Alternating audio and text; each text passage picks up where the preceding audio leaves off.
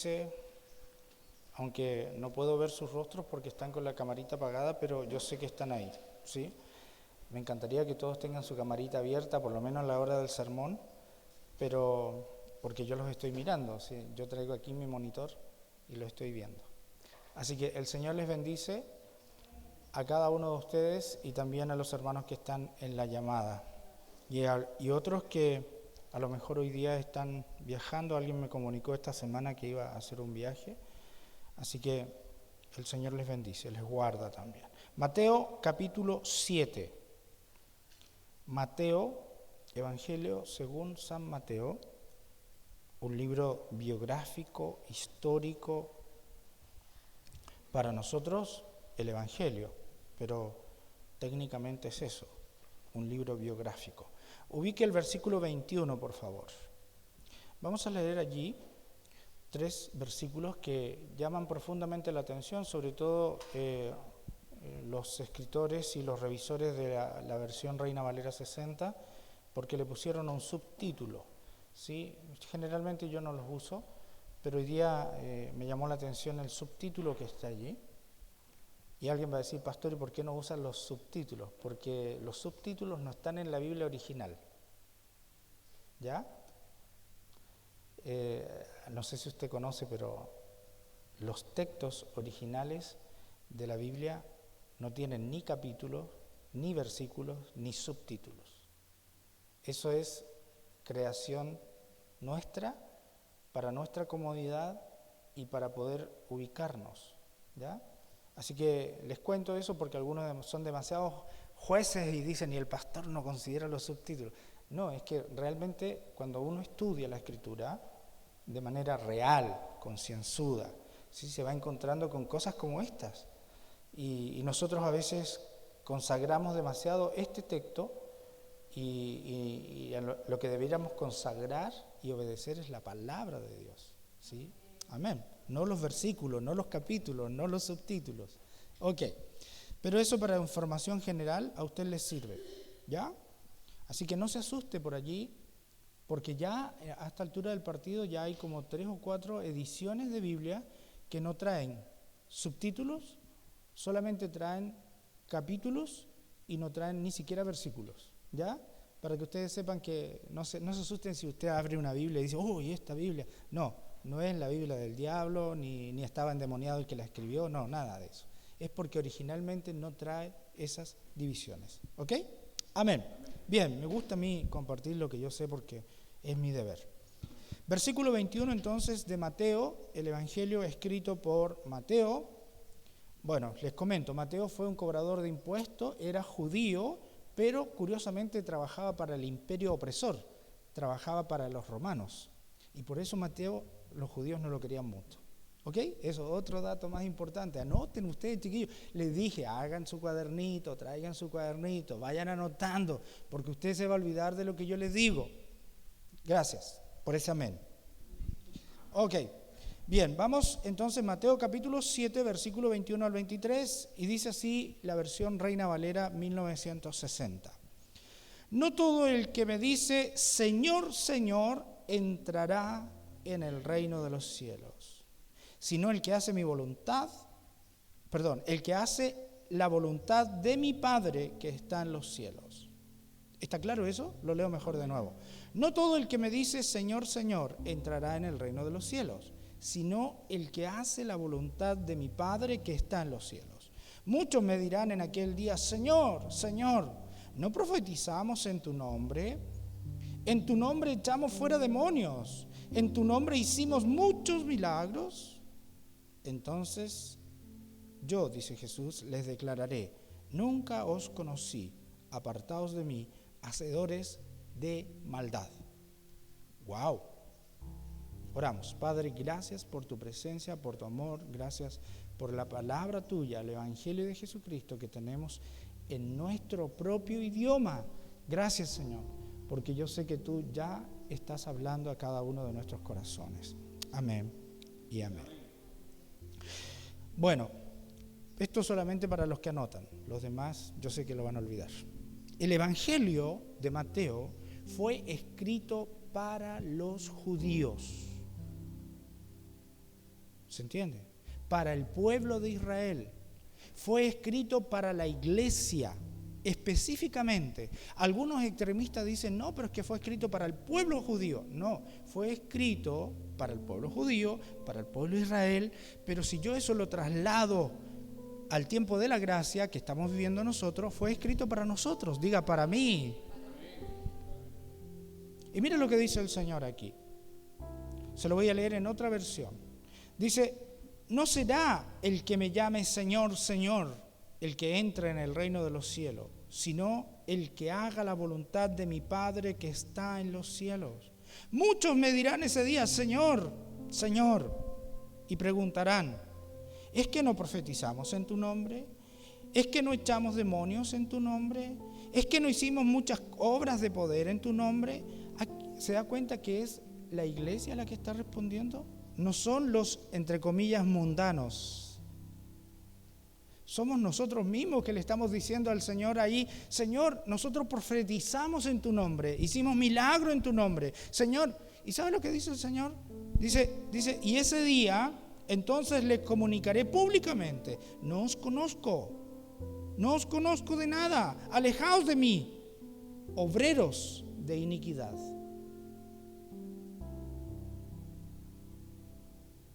¿Por qué?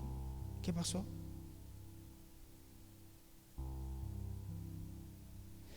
El sermón de hoy día se llama las demandas del reino de Dios.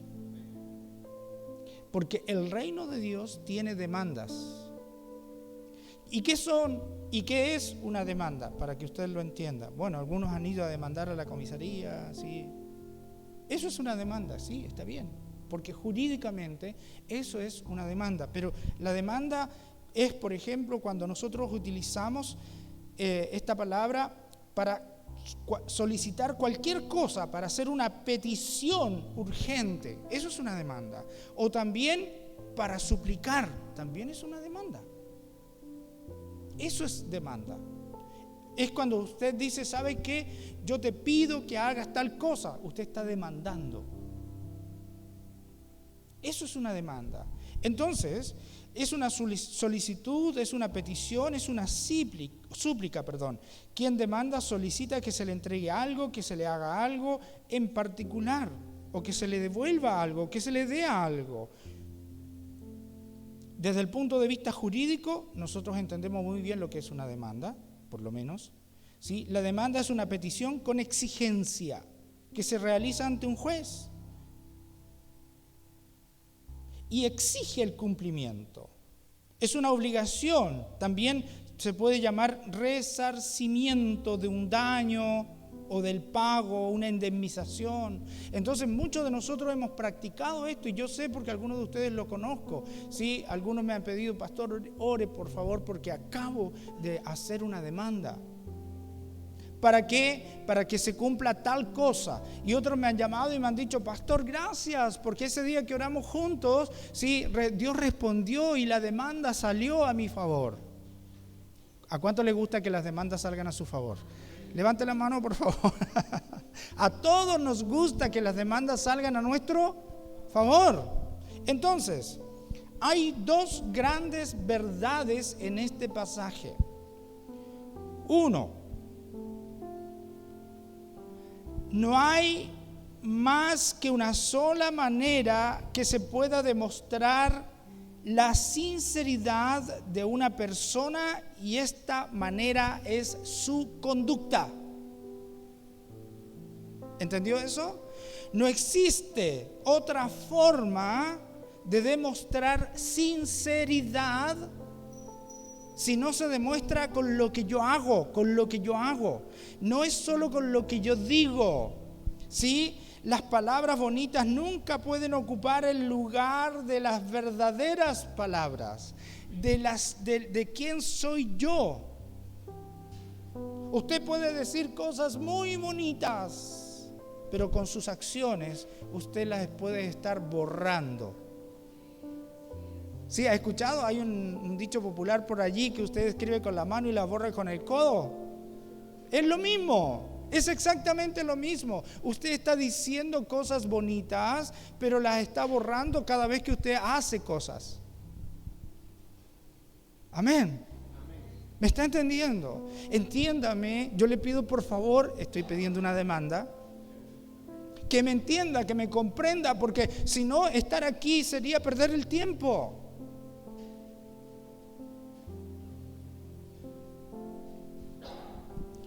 Ese era el número 1. Número 2, no hay más que una manera, una forma de demostrar el amor y es mediante la obediencia. Anótelo. No hay otra forma, hay solo una forma de demostrar el amor y eso es mediante la obediencia.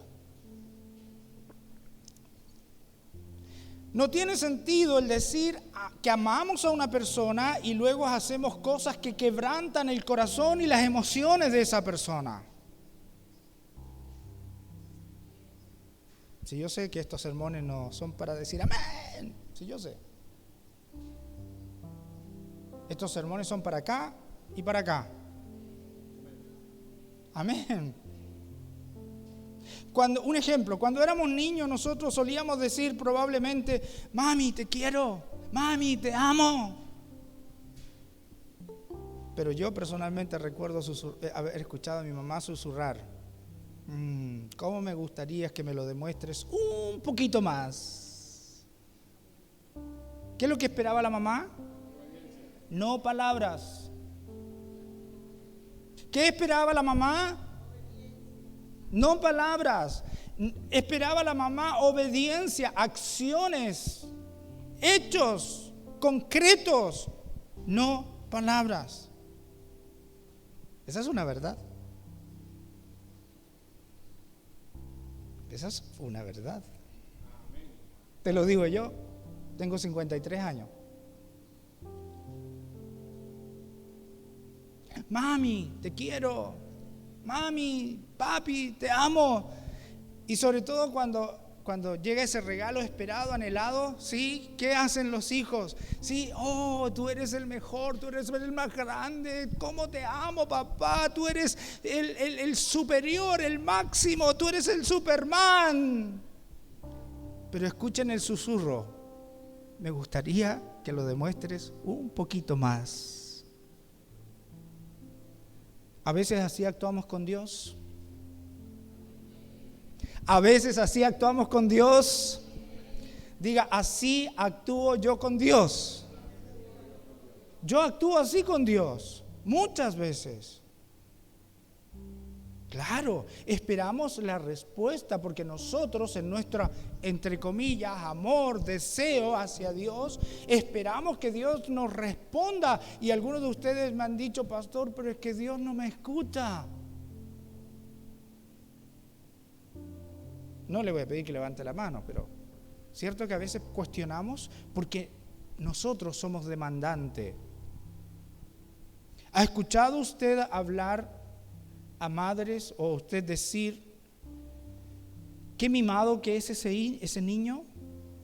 ¿Usted ha escuchado que hay a veces esa acción, esa palabra cuando nosotros vemos a un niño y decimos ese niño qué mimado que es, qué mamón, dicen algunos? ¿Por qué? Porque vemos reacciones, vemos palabras de exigencia de ese niño hacia los padres. Algunos dicen que regalón, pero eso yo sé que lo están diciendo de aquí para allá. Porque algunos también decimos por dentro, si fuera mi hijo, otro. ¿Sí? ¿Sí o no? Porque a veces nosotros cuando vemos las acciones de otras personas, de otros niños, de otros hijos, claro, nosotros actuamos y decimos, otro gallo cantaría si fuera mi hijo.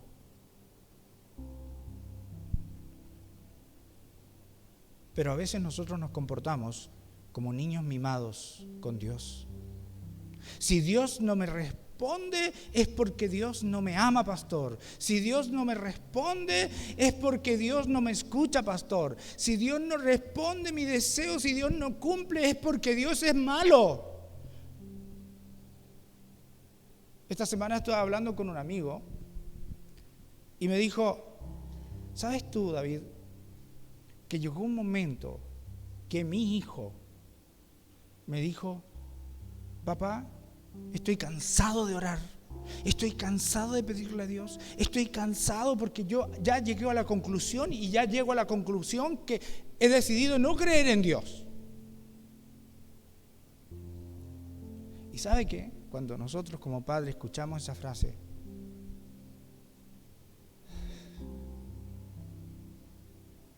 ahí sí que no existen palabras. Y uno se cuestiona y uno dice, ¿qué pasa? ¿Qué pasa? Y yo quiero que entiendan, los hijos que están acá, los niños que están acá, que son momentos, son etapas, son crisis. Pero hoy día, ese mismo muchacho que dijo esa declaración, hoy día está trabajando en el templo. Y el papá hoy día está contento y me dice, David, es que tú no sabes lo que es para mí ver que mi hijo pasó por esas circunstancias, pero hoy día él está sirviendo al Señor. Canta, toca, trabaja en las cámaras, hace esto. David se levanta temprano, David se acuesta tarde, David, y me contaba maravillas.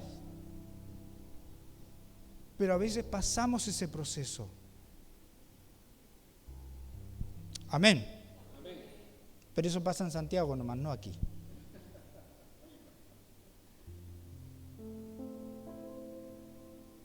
Algunos aficionados del deporte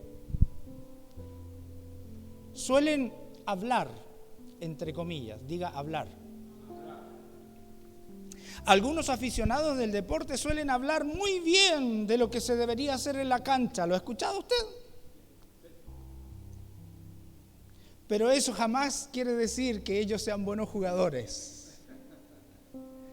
¿Por qué? Porque nosotros sentados en el living, sí, somos ¿qué cosa? Somos árbitro y de los mejores del mundo, somos DT de los mejores del mundo, sí, y decimos, uy, se equivocó. ¿Cómo se llama el DT de Chile? Lasarte, todo junto. Ya, se equivocó Lasarte, el 9 debería estar en el 8 debería estar en el 9 y el 1 yo lo pondría ahí adelante. Estoy exagerando. Se notó, ¿no? Yo no entiendo nada de fútbol. Lo único que sé es que hacen gol.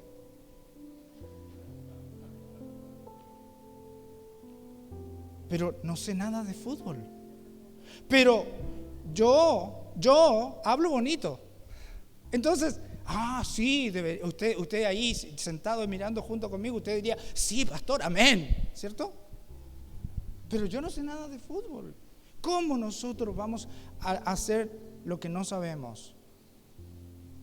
También se puede confesar a Dios con los labios, pero negarlo con nuestros hechos. Igual que ese comentarista de fútbol.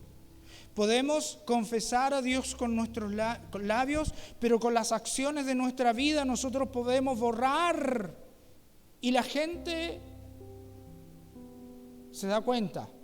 El compañero de trabajo se da cuenta, el compañero de aula se da cuenta, el compañero de colegio se da cuenta, el compañero de la oficina se da cuenta de que tú confiesas a Dios con los labios, pero con tus hechos lo niegas. No es difícil, porque es muy fácil recitar el credo. Creo en Dios Padre Todopoderoso, Creador del cielo y de la tierra. Creo en Jesucristo, creo en los ángeles. Creo que Jesús resucitó de entre los muertos. Creo. Eso es fácil, no es difícil. Pero es difícil vivir lo que declaro con mis labios. Amén.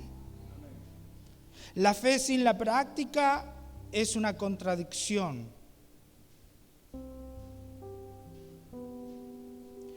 Hace un tiempo atrás en Chile se empezó a escuchar esta frase: somos cristianos pero no confesionales. ¿Se acuerdan? Somos cristianos pero no confesionales. Y los periodistas iban y decían, pero usted no es cristiano, usted no es cristiano. Y decían, sí somos cristianos, pero no confesionales. ¿Se acuerdan? ¿Cómo vas a ser cristiano no confesional? O sea, tú puedes decir entonces, sí, soy panadero, vivo en una panadería, pero no hago pan. Lo puedes hacer. Sí, es que yo soy, perdón, chiquillo. Sí, yo soy de Clean Cook, sí, pero no hago aseo. ¿Se puede? No se puede. Tú no puedes hablar bonito solamente. Bueno, habla bonito, sí, por favor. Pero también vive lo que hablas. ¿Se está entendiendo? Entonces, Jesús tuvo la habilidad de desenmascarar a aquellas personas en su época que aparentaban ser cristianos. Ellos eran muy religiosos, pero no tenían una relación con Dios. Es mejor ser religioso y tener relación con Dios. Es mejor practicar una religión, pero conocer al Dios que adoramos. Si no, somos, dice la Biblia, que somos címbalos. Así lo dice la Biblia. Pero como nosotros no entendemos qué es lo que son címbalos, ¿sabe lo que dice la Biblia? Que eso es campanitas. Címbalo es una campanita. Somos campanitas que sonamos bonito. Nada más que eso. Címbalos que resuenan.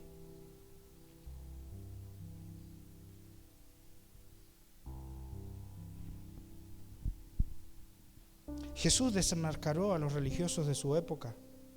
Y Jesús comenzó a declarar libremente contra el autoengaño, porque la gente se autoengaña. Sí, pastor. Mire, hermanos queridos, tengo 53 años. Estoy haciendo memoria en este momento y les digo a ustedes que yo tengo recuerdo desde los 5 años. Aquí. Si yo he conocido personas que llegaban a la casa de mi padre cuando él ya era pastor, antes de ser pastor, que declaraban y decían que ellos eran los mejores cristianos del mundo, del planeta, con sus labios. Pastor, sí, le decían a mi papá, sí, yo vengo a trabajar aquí a Río Turbio y yo soy. Sí. Bienvenido, bienvenida. Pero la Biblia dice que por sus frutos los conoceremos. Entonces yo aprendí una lección en el trabajo pastoral de mi papá. Yo les voy a hacer una pregunta a ustedes. Aquí hay gente que viene de regiones frutícolas, gracias. Las manzanas, los mangos, las bananas. ¿Usted encuentra todo el año la fruta colgada en el árbol? ¿Cuántas veces al año? Una vez. Yo lo que tengo entendido que la única planta que da en Chile 2 veces es el higo, que te da las brevas y los higos. Entonces, una vez. Entonces, para yo ver los frutos de una persona que me dice que es el cristiano más lindo del mundo, ¿qué es lo que necesito para ver cuándo? ¿Mañana?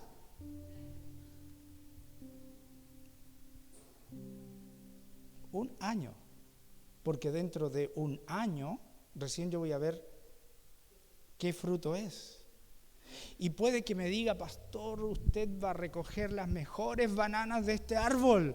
Pero ¿sabes qué? Me sale un limón. ¿Se da cuenta de lo que estoy diciendo? Hay cosas en la Biblia que yo tengo que aplicarlas de manera muy natural.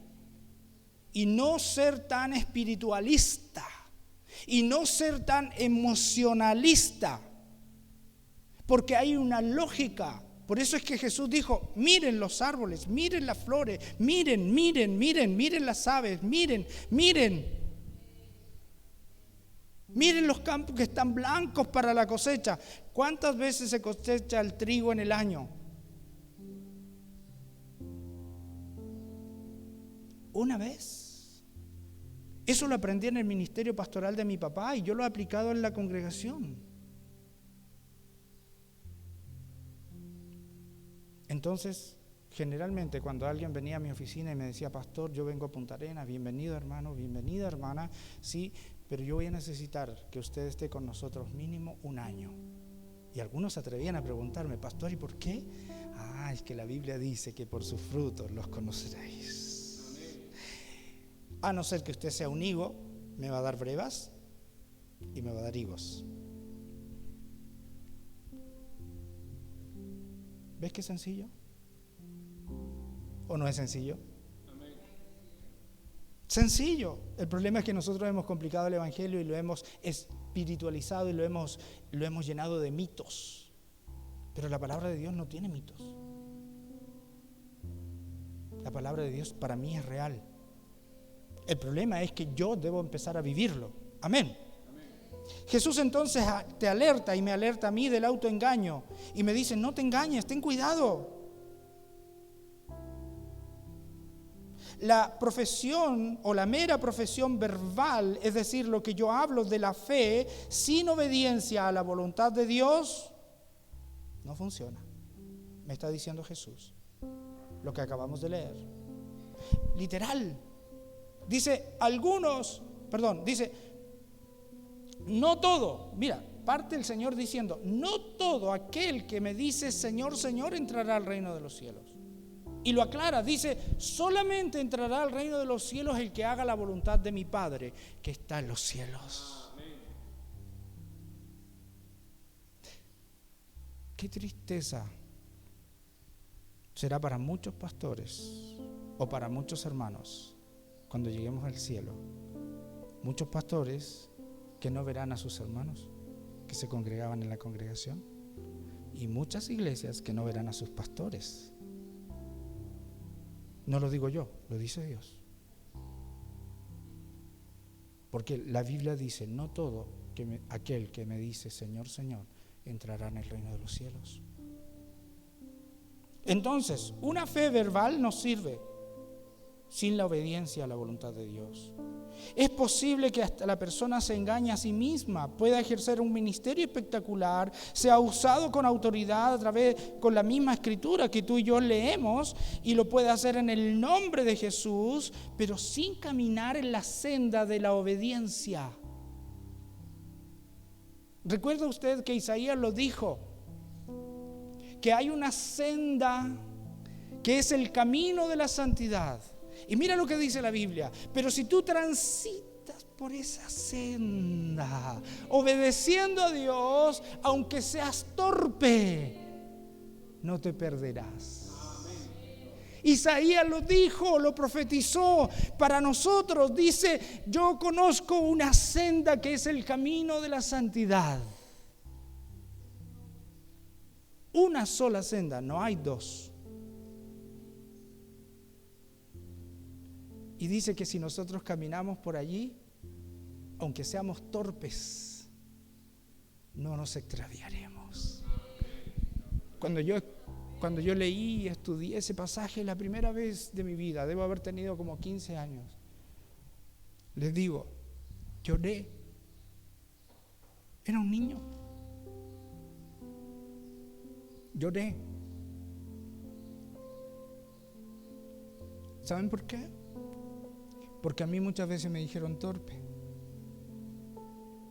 ¿Sabe por qué? Porque a mí muchas veces me dijeron, que tú no sirves porque eres muy lento.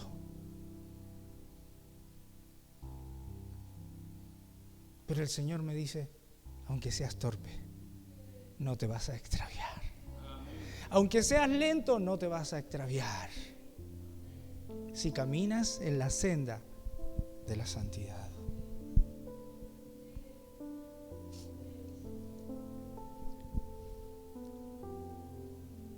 Una persona, un cristiano, puede mantener pretensiones y puede usar disfraces, caretas, pero llega el día en que aparece tal como es. Llega el día en que los disfraces desaparecen, en que las caretas caen. Y llega el día en que tú y yo conocemos a esa persona como es.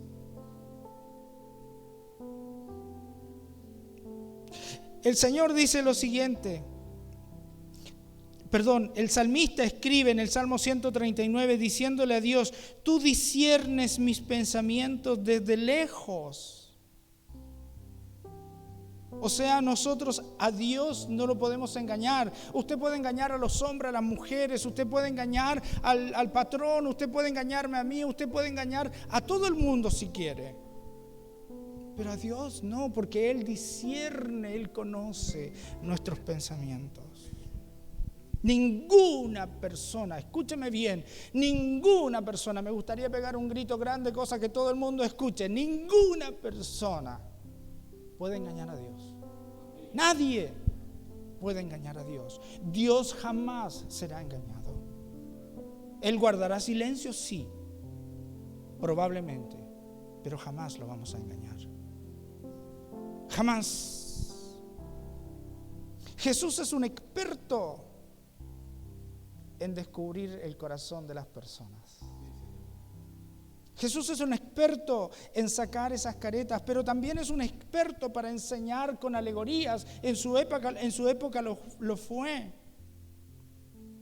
El Señor dice lo siguiente, dice: cualquier persona que me oiga estas palabras y las haga, cualquier persona que me escuche y haga lo que yo estoy diciendo, eso es lo que dice Jesús, se parecerá a un hombre sensato que construyó su casa sobre la roca.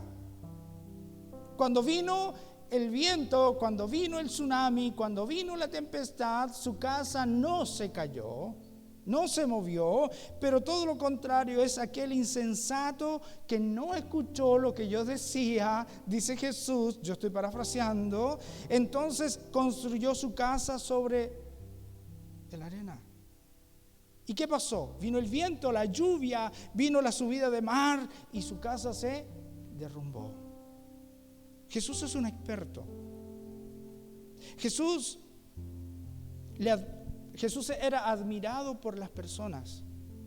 ¿Saben ustedes que la gente seguía a Jesús porque Él decía cosas maravillosas, pero eran cosas que a veces eran complejas? Probablemente alguien dijo una vez: Jesús hablaba muy lindo. Claro que hablaba muy lindo. Sus enseñanzas eran muy claras. Jesús era un experto en la Escritura. Él toma los proverbios para aplicarlo.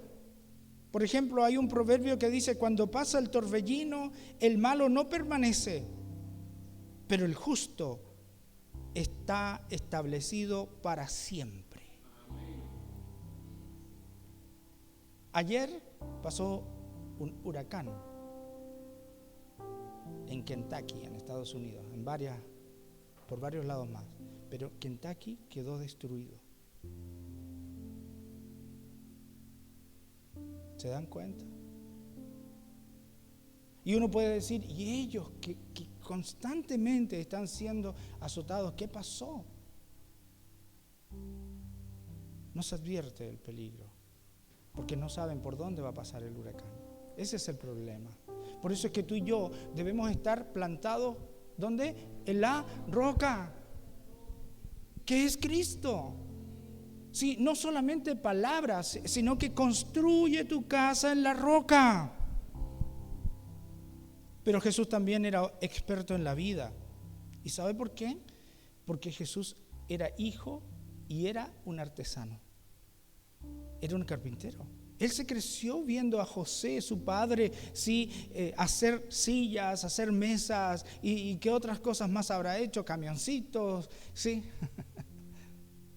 Porque la Biblia no lo dice, pero ¿qué hace un carpintero en su taller? Muchas cosas. Mi suegro, el papá de la pastora, es carpintero, sí, y yo lo vi hacer muchas cosas: mesas, sillas, mecedoras, trompos, no sé cómo se llama en el extranjero, pero unas cositas que giran así en el piso, sí, guitarras, mandolinas, banjos. Todas esas cosas las hacía mi suegro en el taller. Sí, cucharitas de palo, amasadores. extendedores de masa, ¿sí? Ruleros, no sé cómo se llaman, pero todo eso lo hacía mi suegro allí. Y lámparas. En el taller del carpintero se hacen muchas cosas, aparte de las reparaciones. Se los digo, porque nosotros tenemos al mejor de todos los carpinteros, a Jesús de Nazaret. Pero Jesús se creció allí, por lo tanto Él conocía la vida, era artesano y sabía, y por lo que Él hablaba, sabía construir casas. Él sabía que los cimientos son muy importantes, por eso es que Él habla de los cimientos de tu casa espiritual. Todos los carpinteros saben que los cimientos son lo más importante. Es tanto que hoy día los carpinteros ya no hacen los cimientos, sino que hay otras personas encargadas de hacer cimientos. Y el carpintero lo único que pide es que los cimientos sean firmes para que él pueda construir después.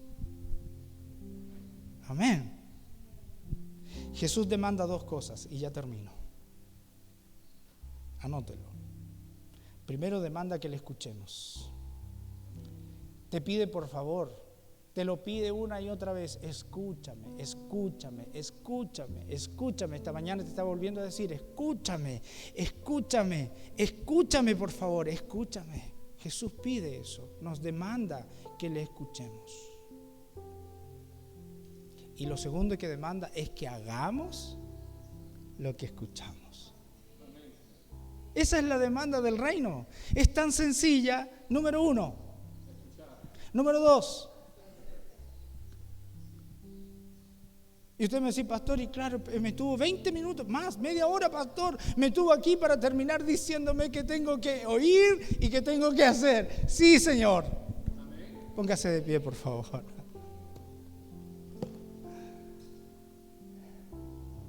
¿Cuáles son las demandas del cielo, entonces? ¿Muy difícil?